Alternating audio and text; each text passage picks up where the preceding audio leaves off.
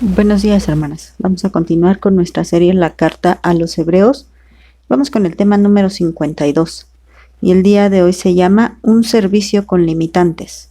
Y vamos a leer los versículos 6 y 7 del capítulo 9. Dice así la palabra de Dios. Y así, dispuestas estas cosas en la primera parte del tabernáculo, entran los sacerdotes continuamente para cumplir los oficios del culto. Pero en la segunda parte solo el sumo sacerdote una vez al año, no sin sangre, la cual ofrece por sí mismo y por los pecados de ignorancia del pueblo. Bueno, vamos a dejar hasta aquí la lectura. Y recordando lo que vimos en el tema anterior, hablamos de una manera resumida, igualmente como lo hizo el autor de la carta, de los elementos que había dentro del lugar santo y del lugar santísimo. Recuerden, la primera parte que ya no está contemplando el atrio, sino la primera parte del tabernáculo, ya de la tienda. Ahí se encontraba el lugar santo, donde ya la gente extranjera o la gente común ya no podía entrar, solamente podía entrar el sacerdote, un sacerdote común. Por eso dice que entran ellos continuamente y habla en plural, porque había muchos sacerdotes. Recordemos que el sacerdocio fue algo exclusivo para la familia de Aarón. Recuerden que la tribu de Leví fue apartada para el servicio del tabernáculo, pero los únicos que fueron puestos como sacerdotes fue Aarón y sus hijos. Primeramente los 4 hijos, ustedes deben de saberse esta historia, sus 4 hijos de Aarón fueron puestos como sacerdotes, pero el sumo sacerdote fue Aarón mismo, solo uno. No todos, solo uno. Después de la muerte de Aarón, quedan únicamente vivos 2 de sus hijos porque los 2 mayores pecaron y Dios no se agradó de ellos y cayeron muertos por hacer las cosas a su manera. Pero bueno, ese es otro punto. 2 de sus hijos quedan vivos, los 2 menores, y de esos 2 el mayor queda como sumo sacerdote y el otro como sacerdote nada más. Pero recuerden que con la ayuda de los levitas, que también entraban a ofrecer su servicio. Y así sucesivamente, obviamente, se fueron multiplicando la cantidad de sacerdotes, pero la cantidad de sumos sacerdotes no.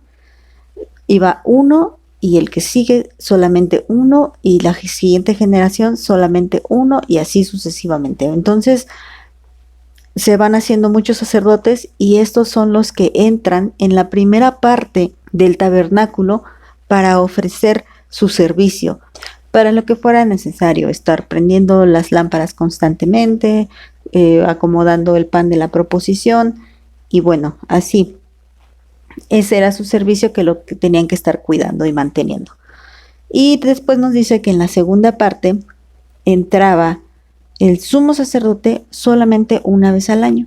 Bueno, el tema de hoy quise titularlo Un servicio con limitantes.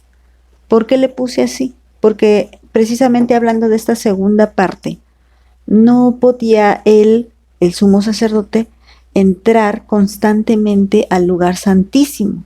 Recuerden que en el lugar santísimo era donde el Señor se manifestaba, donde el Señor dejaba ver su gloria, donde ellos podían comunicarse pues con Jehová. Pero esto no lo podían estar haciendo constantemente, cada vez que a ellos se les ocurriera. No, esto lo tenían que estar haciendo solamente una vez al año. Esto recuerden que también ya nos lo enseñó Sandy. Bueno, entonces, hermanas, les decía que Aarón y sus hijos son los que son seleccionados para este servicio. Para confirmar esta parte, vamos a leer Éxodo 27:21, que dice así la palabra de Dios. En el tabernáculo de reunión, afuera del velo, que está delante del testimonio, las pondrá en orden Aarón y sus hijos para que ardan delante de Jehová desde la tarde hasta la mañana como estatuto perpetuo de los hijos de Israel por sus generaciones. Aquí se está refiriendo al aceite de la lámpara. Pero bueno, ¿quiénes eran encargados? Aarón y sus hijos. Sobre todo los sacerdotes comunes que no podían entrar. Bueno, Aarón no es que no hiciera nada en todo el año. Aarón estaba constantemente también en el servicio del tabernáculo, siempre estaba intercediendo.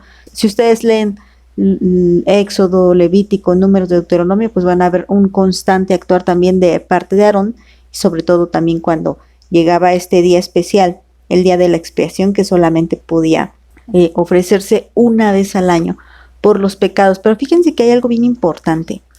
En la parte final del versículo 7 nos dice que porque hayan cometido pecados de ignorancia del pueblo, y esto es algo bien importante. Recuerda que ya nos venía diciendo que tuviéramos cuidado con nuestra forma de presentarnos delante de Dios, que tuviéramos también mucho cuidado con lo que estaba pasando dentro de nosotros, con la actitud que estábamos teniendo en cuanto al pecado, en cuanto a la palabra de Dios, en cuanto a Dios mismo.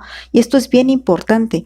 Cuando vimos el tema de los que caen fuera del camino, hablamos acerca de la apostasía, pero aquí está hablando de un pecado, de un pecado que, como nos decía el Señor, imposible es que no haya caídas. Estamos hablando de ese tipo de pecados, de un pecado que fue por descuido, por ignorancia, no por soberbia contra Dios, no al propósito, si lo pudiéramos decir de esta manera. Esta palabra, la palabra o esto que fue traducido como pecados por ignorancia, vamos a buscarla en el diccionario Strong.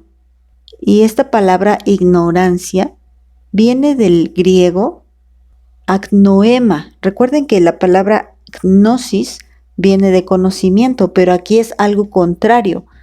Agnoema, esta palabra deriva precisamente de la palabra agnoeo, que podría decirse lo contrario a inteligencia. Esto es agnoema, algo contrario a la inteligencia, es una cosa ignorada. Y hablando de no poder evitar, por ejemplo, estas caídas, habla de debilidad, de flaqueza o de un error. Entonces, Aarón se presentaba delante de Dios una vez al año para ofrecer sangre de la víctima, acuérdense, de un animal que fue sacrificado y ofrecido y degollado para que con su sangre se rociara el propiciatorio. Ya vimos también esto del propiciatorio, que significa pues la víctima ofrecida, ¿no? Entonces, cuando Aarón hacía esto, él lo hacía para ofrecer por los pecados de ignorancia, los pecados que hicieron por falta de inteligencia, por falta de conocimiento, como una debilidad o una flaqueza. Nunca por un pecado que se haya cometido al propósito, sin ignorancia, sin debilidad, sin flaqueza.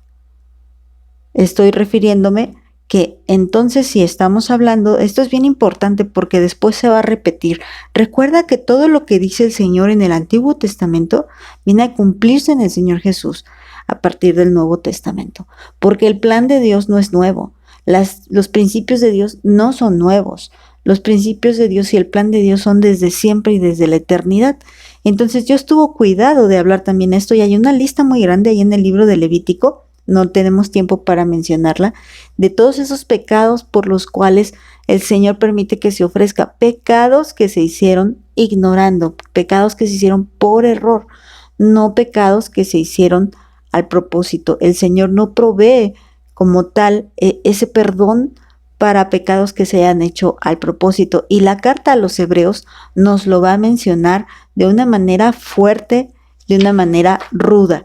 Entonces, bueno, continuando con este tema y hablando de este sacerdocio, el autor de la carta nos va a explicar detalle a detalle de esto, comparándolo con el sacerdocio de nuestro Señor Jesucristo, porque esta es la parte en la que ya hemos entrado, una sección donde desde que empezamos con Melquisedec hasta unos versículos un poquito antes del capítulo 6, empezamos ya a mencionar que Cristo es sacerdote, es sumo sacerdote, el gran sumo sacerdote.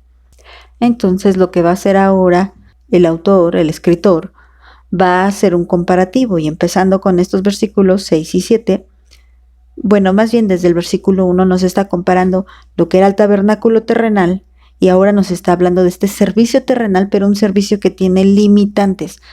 ¿Por qué? Porque los sacerdotes comunes no tienen derecho a entrar al lugar santísimo.